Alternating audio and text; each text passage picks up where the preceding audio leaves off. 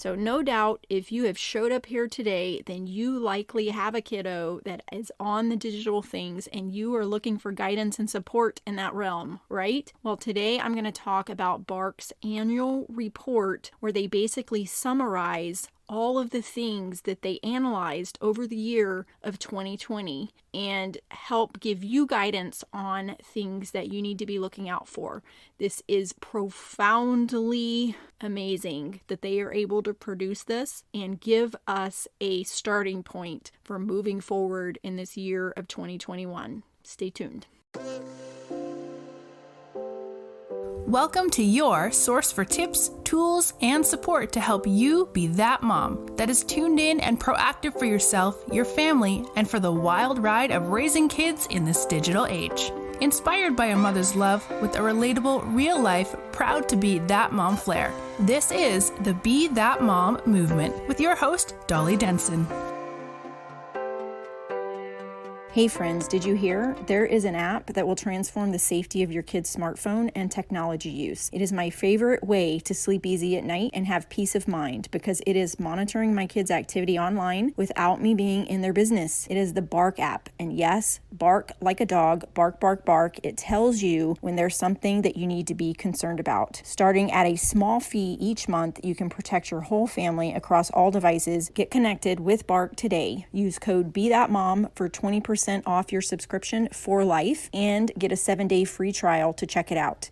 So if you go back to some of the first episodes of my podcast, I talk about this report for 2019. And at that time, I found it to be like eye-opening that so much of this stuff was going on these platforms, and I had no clue a couple of years ago. And so this report is even more amazing because we all know what we have been through in the year of 2020 and that the use of virtual learning and our devices for all of the different things in order to function in our world went way up. So we have seen those effects on our kids. Well, this report is amazing and disturbing, but also is going to give us some guidance moving forward. So you will know based on what platforms your kids are on, what things are more concerning on that platform. Okay, so I think this is going to be super, super helpful and give you insight into all of that. I will also link this report in the show notes so you can download your own PDF. You can look at it more specifically and, really dig into it and then make a game plan for you and your family.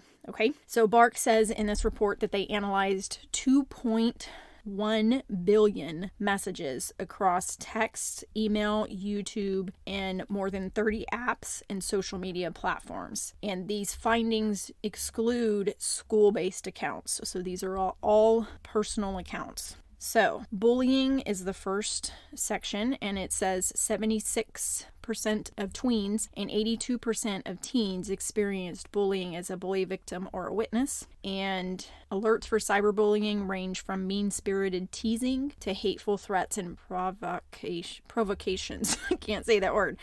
And additional statistics that they cite are from the CDC that 1 in 4 students reports being bullied. And then virtual learning during the pandemic has led to new forms of bullying, including Zoom bombing, which I had not heard of this, but let's see what Zoom bombing is. So basically, Zoom bombing is where kids are made fun of or somehow bullied based on the view of their house while on Zoom.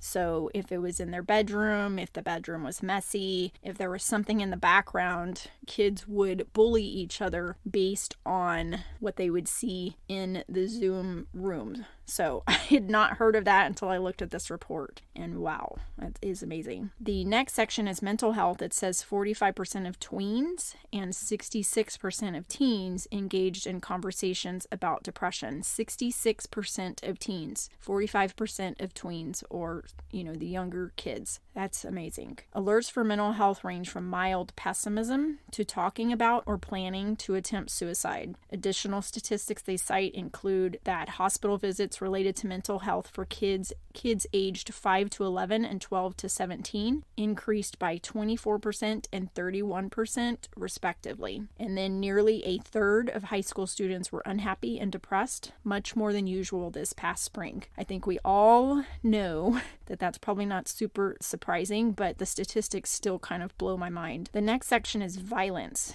and it says 88.5% of tweens and 94% of teens expressed or experienced violent subject matter or thoughts. Alerts for violence range from texting a friend about a fight at school to direct threats against a child. And then other statistics cited include up to 1 billion children aged 2 to 17 have experienced physical, sexual, or emotional violence or neglect in the past year.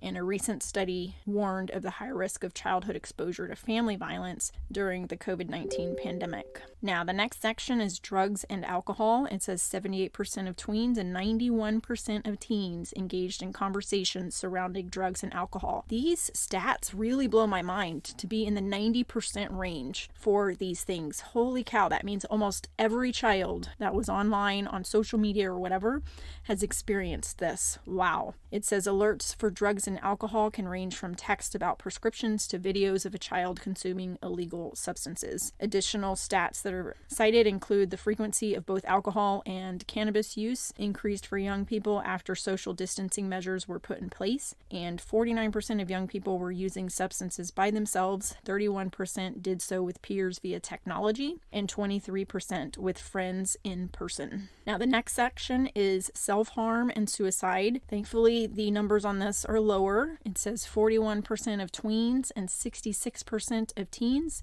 were involved in self-harm, suicidal situation. That's still high. Alerts for potential self-harm and suicide include anything from text messages about cutting to an email draft of a suicide note. National statistics, I can't say that word statistics very well, can I?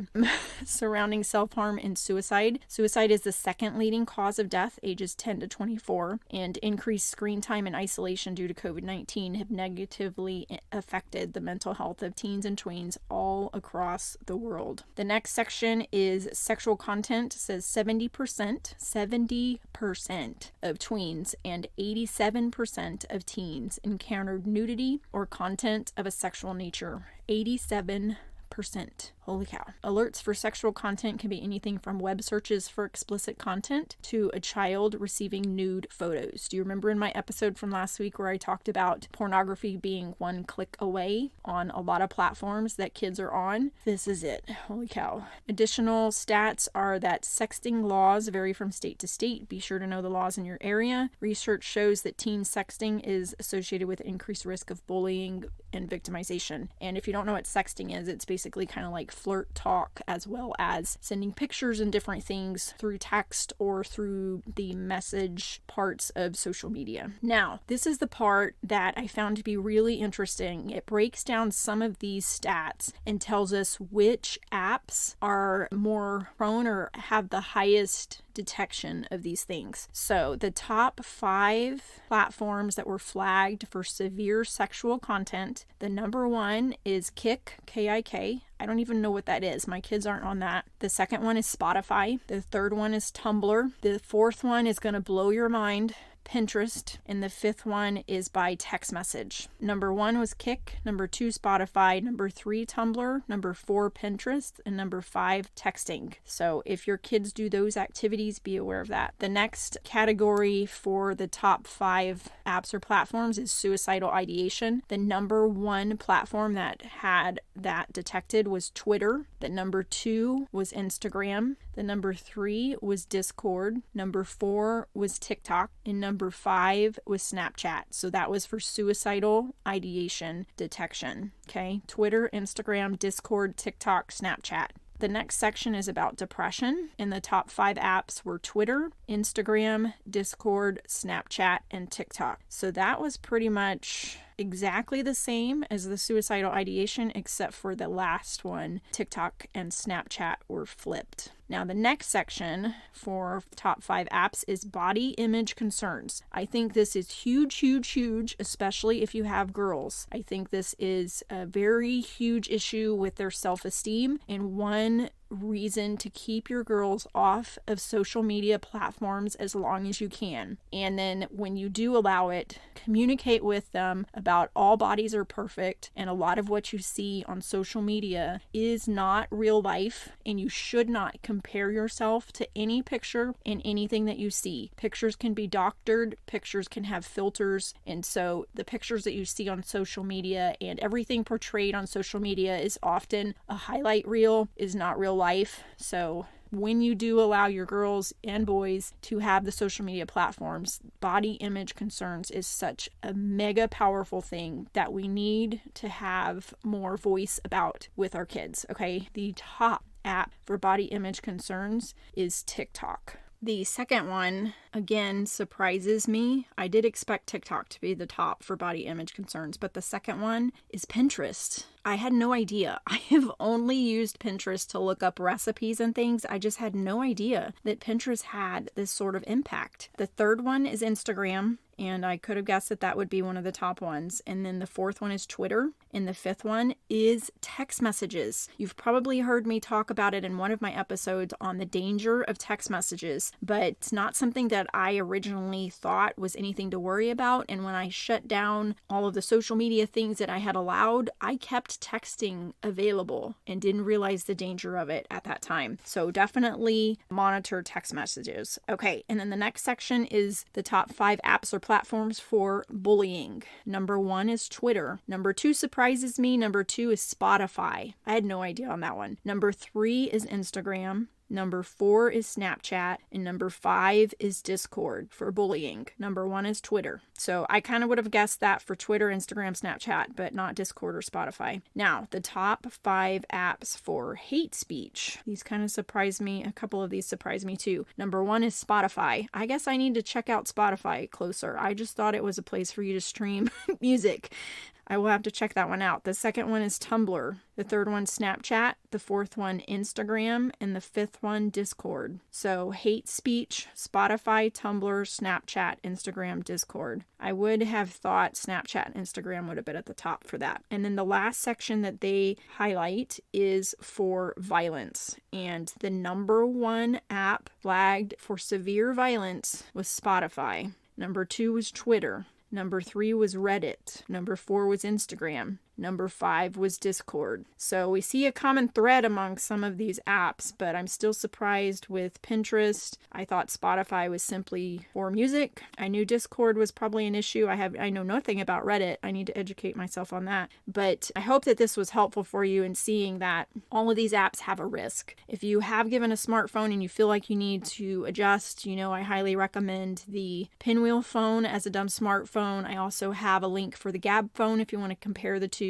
The best thing about the Pinwheel phone is you can put bark on it to monitor text messages, and then everything that is allowed on it is all kind of like vetted by a group and a therapist and different things like that. There's no way for you to communicate with other people on the phone, and it's supposed to be to more like to teach your kid about using the phone as a tool, not just, letting it control you. And then besides that, younger kids, I've got the watch options listed. Highly recommend those. And then for smartphones, get bark on your kid's phone if you don't have it already. My code is BeThatMom. It is 20% off the subscription for life, and you also get a 7-day free trial to set it up. You can cancel it at any time, and the fee is really, really low. But let me tell you, it is quite amazing to have this data, these stats, and they are not meant to scare you, although I do find them scary, so I'm sure you do too, but this is just meant for us to educate ourselves, us to move forward, us to know that the digital things are not benign and that we need to be providing guidance and helping our kids step into the deep blue sea of the digital world. Like I said in the last week's episode, these are just parts of our layers, they're parts of our village, and you just can't go wrong with having something like this to help you out. Okay, so I am quite surprised by some of that stuff, and those numbers on the percentages were quite high. I haven't had the time to go back and find last year's report to compare the numbers, the stats, but I do believe all of those numbers are up from last year. So kind of to be expected because of all the digital things and the world that we have had to live in. But let's just move forward in linking arms with this, being a village for each other, supporting each other as we guide our kids in this world. Okay, hope you found this super, super helpful and that you have a great week. Thanks for tuning in. Being that mom isn't easy, but together we can be that mom strong. Don't forget to leave a review, connect on social, and join Dolly's free community. Till next time. Hey, if you are a mom that has a lot on your plate like I do, and you struggle with anxiety or sleep or even chronic pain issues, please check out mysoulcbd.com. They are the one and only CBD source that I trust, and you can use my code BeThatMom for 15% off of your purchase.